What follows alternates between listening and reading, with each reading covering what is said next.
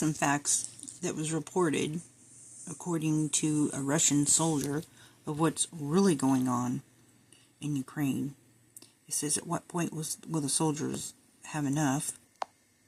In 2023, Ukrainian officials disclosed that for several months they have been intercepting the private communications of Russian military personnel. This surveillance initiative has unveiled the authentic opinions of the soldiers regarding the ongoing conflict, highlighting significant disarray within the ranks of Vladimir Putin's armed forces. A released phone call between a Russian serviceman known only as Andrei and his mother was reported on by The Guardian's Daniel Boffey and Piotr Sawyer and illustrated just how bad the situation has got for those fighting on the front. They're literally drinking from mud puddles. "No one feeds us anything, Mum," Andrei complained, adding that the supply situation was very bad, to be honest, and that he was drawing water from puddles to use as his drinking water. And of course, Putin banned phone use while on duty. That was, of course, back in May of 2020. He signed a decree banning soldiers from carrying smartphones or any electronic device capable of giving away sensitive location data, or transmitting audio or video material in order to cut down on information leaks from the front. But such a ban has not stopped soldiers like Andrei from carrying personal phones onto the battlefield and feeding critical intel to the armed forces of Ukraine about the morale of the Russian troops. "So where's the missiles that Putin boasted about?" Andrei asked. "There's a high-rise building right in front of us. Our soldiers can't hit it. We need one caliber cruise missile, and that's it." While Andrei's comments may seem mundane, they offer a compelling insight into the minds of soldiers questioning the invasion and the lack of supplies needed to fight the war successfully. And in case you didn't know, just recently, they convicted a doctor for making a comment about the invasion of Ukraine. When the war first started, they were arresting people for simply holding a sign. So I wouldn't say largely that all of Russia is supportive of this war. Fathers and friends of the dead. Another conversation shared with Boffey and Sarah between a father and the friends of his dead son, Andrei, revealed just how terrible the situation was for some soldiers. Some places there's no reinforcements, no communication. When asked by Andrei's grieving father about the condition of the soldiers who survived their fight with Ukrainian forces, one soldier responded that there were no reinforcements nor any communication. "But it's so bad," he said, "retreat and you will get shot. They said we weren't allowed to retreat. Otherwise, we may be shot." The soldier added, a sentiment that truly shows just how wrong things have gone for the Russians in Ukraine. A third soldier's conversation, Boffey and Sauer also shared a third intercepted conversation from another soldier who was contemplating surrendering while speaking with his wife. "We were all allowed to be slaughtered. I'm sleeping in a sleeping bag, all wet, coughing, generally messed up," the soldier said. "We were all allowed to be slaughtered." Intercepted calls are a dime a dozen. Quotes criticizing the war are a dime a dozen these days, with thousands of Russian soldiers calling home and from the battlefield and explaining to their loved ones what's really happening in the snow-swept plains of Ukraine's vast steppe. And for the record, troops were questioning the war long before the losses. More interesting than quotes from a defeated and demoralized force are revelations that many Russian troops were already questioning the war back when Russia still controlled the initiative and was still winning by all objective measures.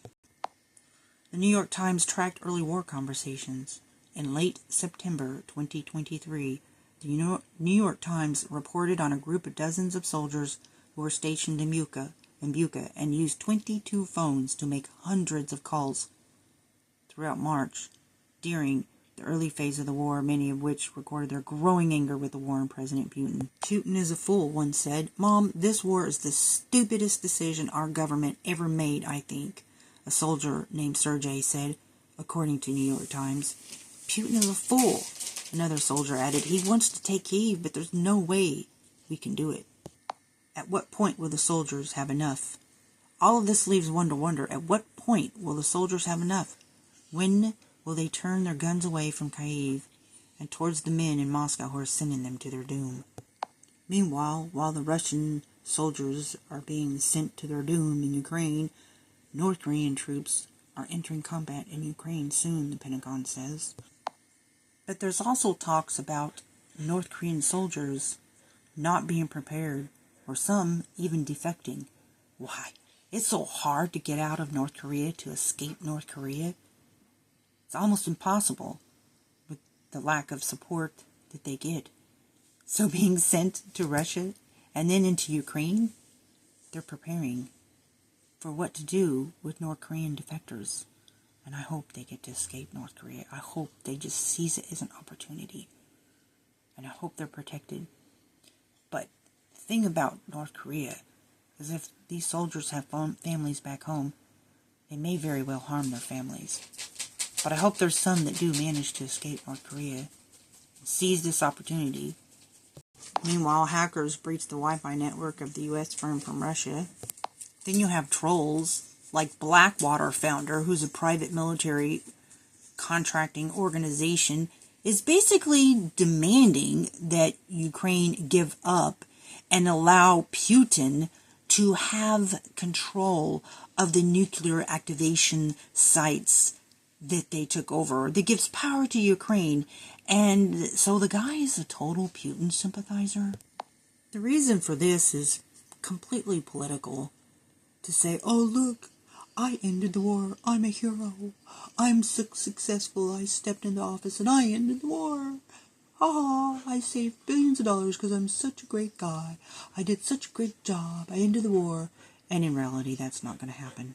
Because, well, first of all, we owe Ukraine because they deactivated. And we should never, ever, ever suggest that Putin keeps control of those deactivation nuclear sites in the northern part of Ukraine. And so, anyways, NATO is not going to allow that to happen. It's foolish to think for one single second that allowing Putin to remain in power of their nuclear sites there in northern Ukraine is good for anyone. It will only cause continuation of problems in Ukraine. What must happen is strong response, push them back, get at the very minimum and not 1 inch less than the northern part where those activation nuclear sites are at. And Ukraine should be able to keep the land that they took and use it for leverage for the southern part. Problem with the southern part of Ukraine is the people down there have been pretty much brainwashed, and they are pretty much Russian sympathizers at this point. But to just abandon Ukraine so they can have a quick, swift end to the war and just put that on their bragging belt, look what I did, yeah, it's just not going to happen that way. Meanwhile, you've got North Korea over there involved. Greece is also ready for war. Meanwhile, Fox is fear-mongering about World War III. Well, you know, if you remember back in December of 2023, Putin was threatening Sweden and Finland both, literally threatening them if they dare even try to join NATO. Then again in February, threatened them again. Then again in April, threatened them again. Yeah, they both joined NATO. And just continuing to try to bully not just Ukraine, but other European countries. And if you give him any win, if you speak like this, you're only giving him more power. He will only continue to threaten and terrorize these European countries.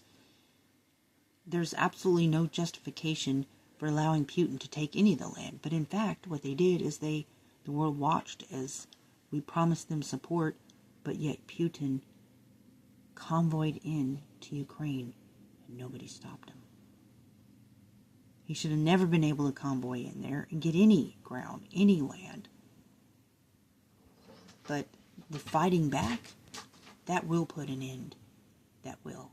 Because the more they fight back and take out their U.S. bases, which is what the U.S. does all the time, if some force or group or terrorist group or any country is using any kind of military force on any of our soldiers, our ships, our fleets, our bases around the world, anything, if any of them starts attacking any of us, the first thing we do is take out their bases and their power points.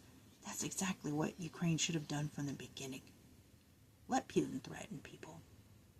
Let him. He's already made a fool of himself. His entire country, people are being locked up and put in prison because they have to quietly talk about, how horrible this invasion is, because if you go out in the street with the sign, they arrest you immediately. Putin will not last. He will be taken out. Russia's never won a war, and they never will.